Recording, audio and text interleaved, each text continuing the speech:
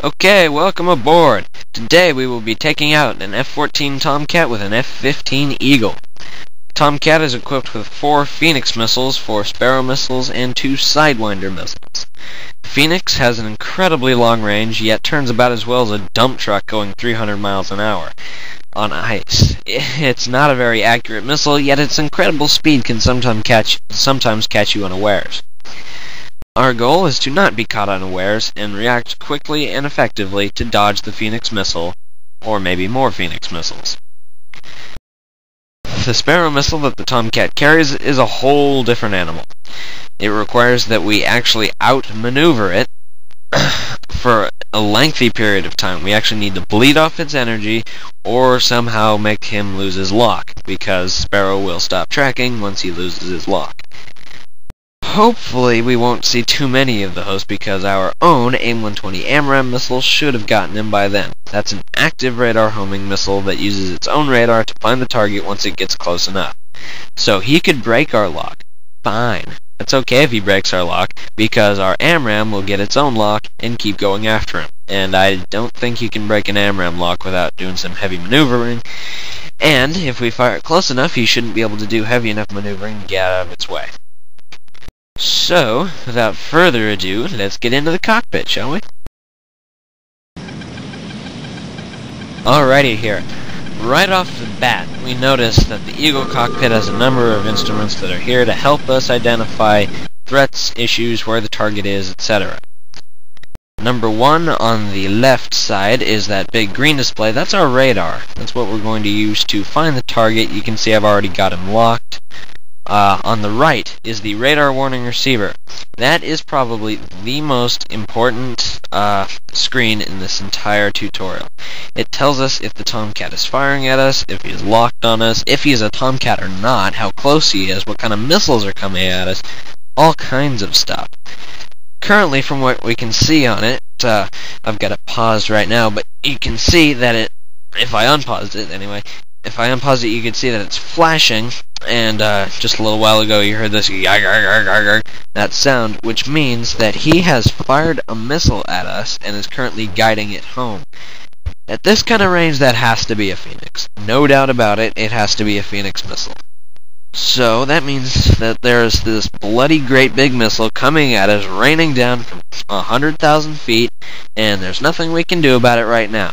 Really, there's nothing we should be doing about it right now.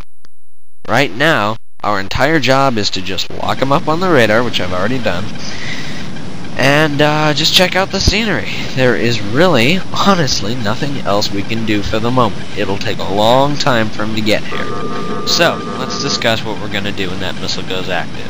Oh, look at that. There it is. Big old giant thing. Told you it was coming down from 100,000 feet. So, we'll see a giant M on the radar warning receiver when it starts coming in.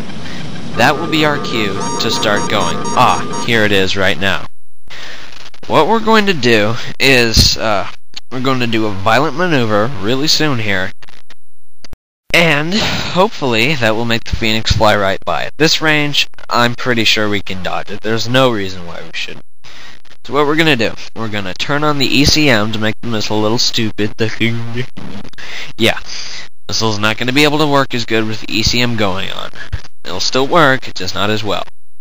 Then we're going to bank to either side. I'm going to choose right, and we're going to do this corkscrew maneuver. There's not a really real thing called corkscrew maneuver. At least I don't think there is. But we're going to do a maneuver that kind of looks like a corkscrew. This spiraling thing.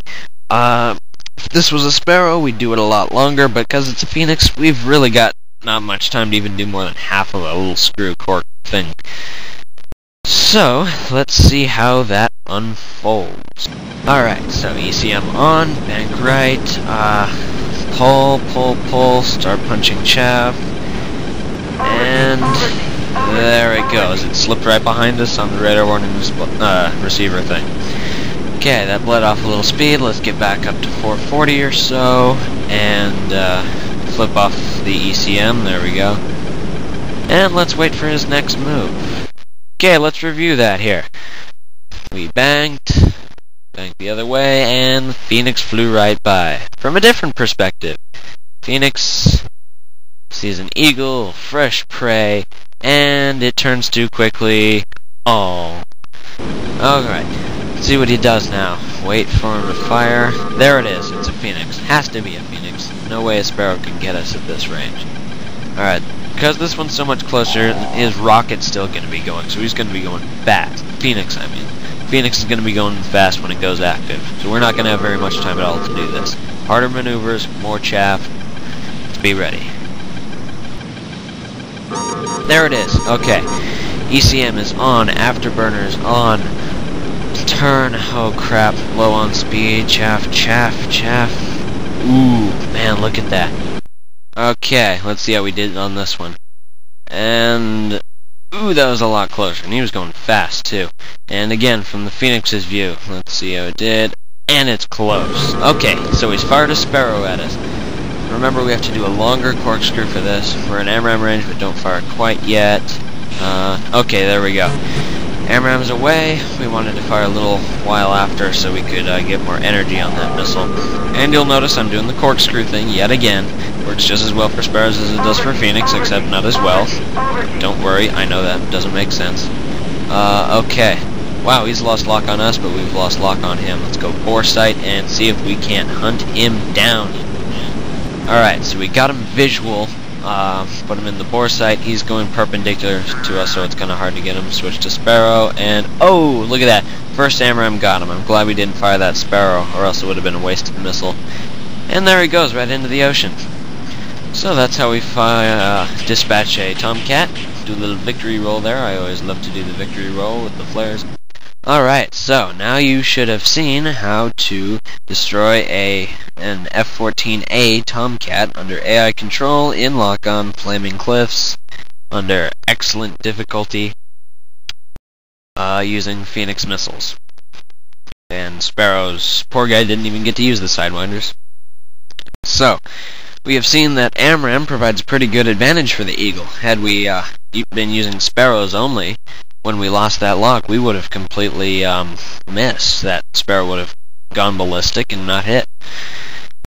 And we've also seen how to dodge air-to-air missiles. A corkscrew thing like that at the Eagle's corner speed, or at least high speed, which is 500 knots to 400 knots, somewhere in there, should do the trick with electronic and chaff, all that kind of stuff. Countermeasures.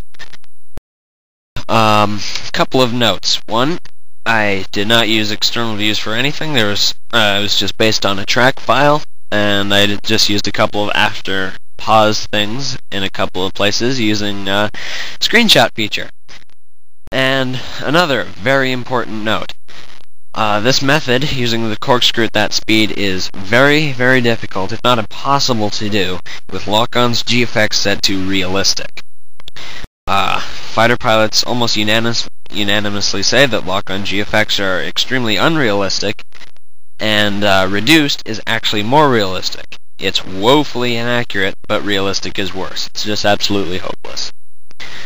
So, I hope you've enjoyed this movie, and I will see you again, or you will see me again, or maybe we won't see each other again at all. Well, if there's another video released, look for how to take a flanker, how to take a falcon, something like that. And neither of us will see each other, but you'll know how to take on another kind of aircraft in the F-15. No, I do not use flankers. I hate flankers.